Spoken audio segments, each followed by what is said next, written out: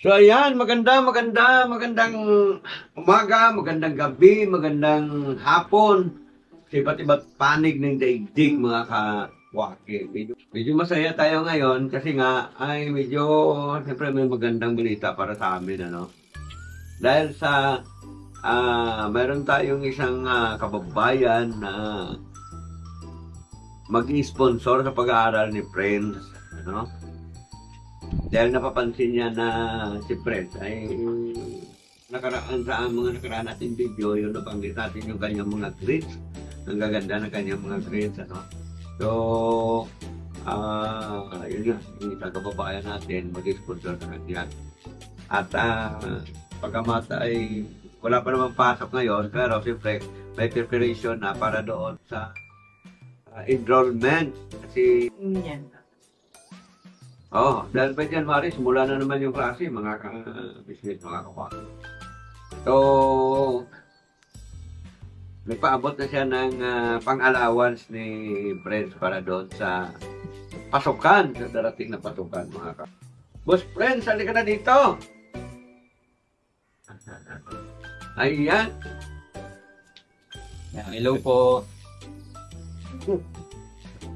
Dyan ka na. Kaya parang magandang yung masaya ka ba? Ayun, Talaga? Masaya doon siya mga ka-what? Siyempre, sino pa namang hindi masaya?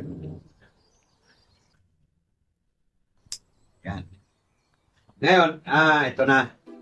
So, ayan po, mga kawagi, mga ka-business, pakilala na po namin sa inyo yung sponsor ni Friends, walang iba kundi si Ma'am Erlinda Official Vlog. Salamat po ng marami, Ma'am Erlinda. Salamat po, Ma'am Erlinda. Salamat po, Ma'am Erlinda. Ayan. So, kami ay labis ng kapasalamat sa iyo, Ma'am Erlinda, dahil sa ito nga, makakatulong ka sa amin sa pag-aaral ni Friends. Malaking bagay po talaga yan. Pagka may nag-aalalay, may tumutulong. Siyempre, si Friends po, mga ka-business, mga kawaki, ay isang scholar. Sa kabutihang palad na i-maintain niya naman yung kanyang grades. Kasi para ka magiging isang scholar, ay hindi basta-basta po yun. Hindi ganun kadali yun. Kailangan yung mga grades na hinahanap ng eskwelahan, ma-maintain mo po yun para tuloy-tuloy ka na magiging scholar. So kung yung iba nagbabayad ng ang isang semester, ay magkano bang isang semester na regular friend? Sa first sem kasi, meron pong school na nagpapabayad po ng first sem. Yung kada first sem, meron pong nag-take ng 10,000, 5,000. Depende kung gaano ka, gaano ka, yung school, kung private siya or public. Teka lang, bakit itong isang taon yata yun, isang semester yata, 45,000, kagaya yung anak ni Jonel. Yun yung kanilang isang semester doon na kasi ang binabayaran niya doon, maliwanag na lagi binabagay sa akin ay mga nasa 40,000, 45,000. Yung para lang sa eskulahan. So yan ang binabayaran. Eh, meron bang eskulahan na mas mababa? Hindi lang ang isang semester. Napapansin ko doon sa Semester. Ano na yun? Siguro dalawang semester na yun. 40K. yung 40K. So yun. Yun talaga, karamihan, Ewan ko lang sa iba kung magkano yung kanilang isang semester, Pero pagkakalam ko talaga, kadalasan dyan nasa 30 o kaya 40. Madalas hindi naman siya first sem yung kapag umpisang 40K kasi tuition fee talaga siya. Yung 40K na pagbabayaran mo, yung tuition fee yun. Tuition fee yun, hindi siya yung first sem. Yung first sem lang, ngayon lang, yung happy lang. Kunwari, first sem mo 10K, next sem nun 10K ulit. Bali, pag buo yun, 20K pa rin.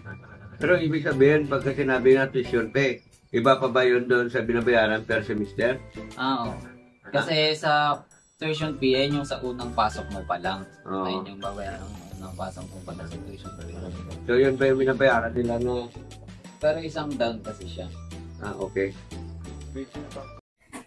So yun, tayo po ay lubos na nagpapasalamat kay Ma'am Erlinda dahil nga sa malaking bagay po ang ginawa niya pag-sponsor sa kay friend sa kanyang pag-aaral dahil siya nga ay nasa second year college pa lang naman ano. At yun, medyo ang kurso kasi na kinuha niya mga ka-business, mga kawaki ay medyo mabigat din ba friend? Medyo kakaiba. O yun. Yung kurso niya kasi ay medyo kakaiba. Bakit mo nga ba nasabing kakaiba? Pero paliwanag mo sa kanila yung kurso mo. Ang napili ko po kasing, ang nakuha ko pong kurso ay tinatawag na Bachelor of Public Administration. Kapag maiksi po, BPA lang po yung pangalan niya.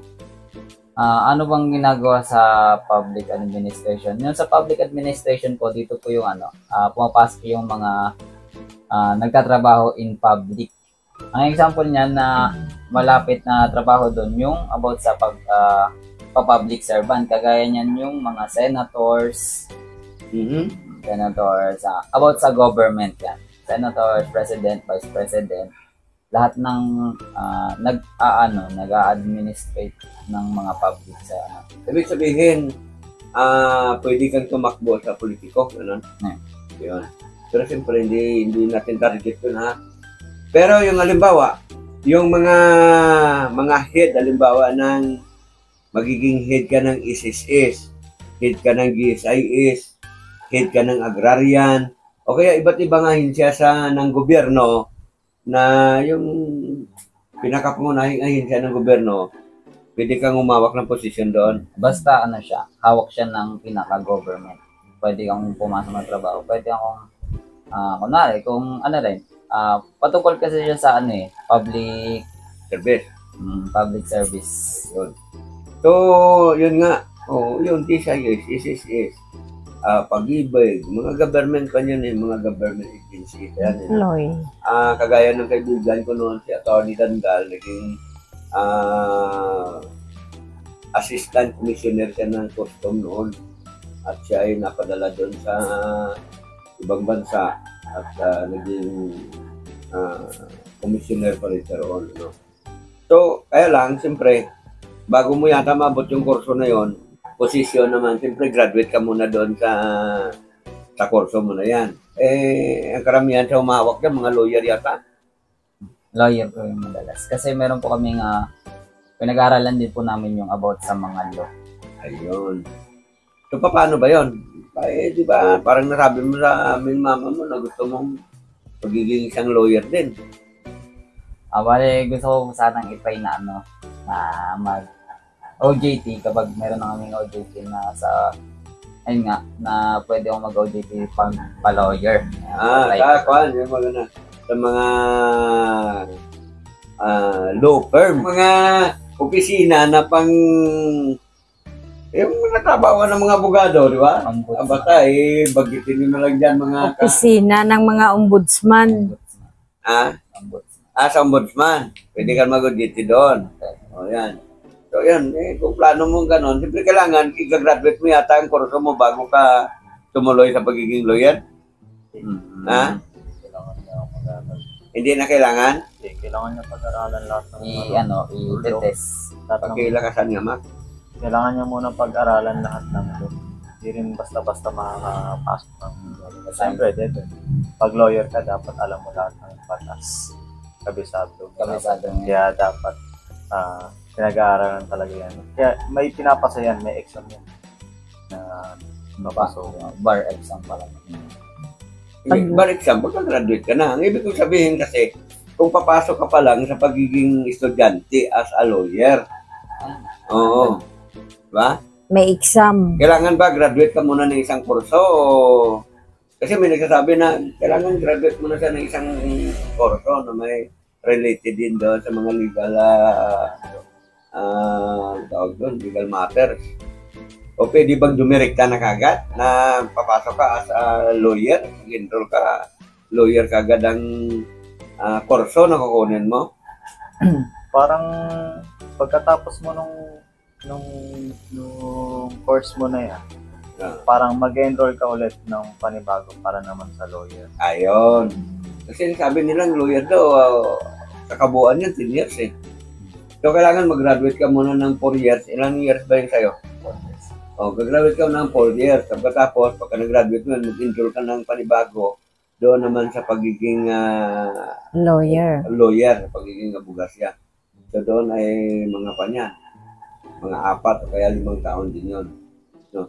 So, yung diskarte dyan, pagka abang nag-OJT ka dito sa kurso mo na yun, dapat pumasok ka na doon sa mga opisina ng gobyerno na may regarding doon sa